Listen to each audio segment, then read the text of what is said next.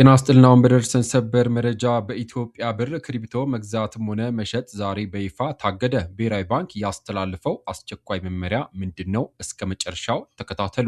የኢትዮጵያ ብሔራዊ ባንክ ዛሬ የካቲት 20 ቀን 2018 ዓ.ም ባወጣው መግለጫ በኢትዮጵያ ብር ላይ ተመስርተው የሚከናወኑ የፒቱፒ የክሪፕቶ ግብይቶች ህገወጥ መሆናቸውን አስታውቋል። ባንኩ እንዳለው ከሆነ የወቅቱ የቁጥጥር ማዕቀፍ ያለ ባንኩ ፈቃድ የሚደረጉ የብር ጥንድ የሆኑ የፒቱፒ ዝግጅቶችን በይፋ አይፈቅድም።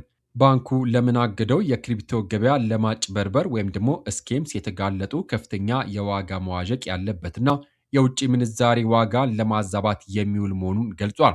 እንዲያውም አንዳንድ መድረኮች ተጠቃሚዎች ገንዘባቸውን እንዳያወጡ መከልከላቸውን እንደ ትልቅ ስጋት ጠቅሷል። ባንኩ አዲስ ቁጥጥር ማዕቀፍ እያዘጋጀው ነው ቢልም እስከዚያው ግን ከግብይት እንድትቆጠቡ አሳስቧል። በዚህ ውሳኔ ላይ የእናንተ አስተያየት ምንድነው? ኮሜንት ላይ ጻፉልን።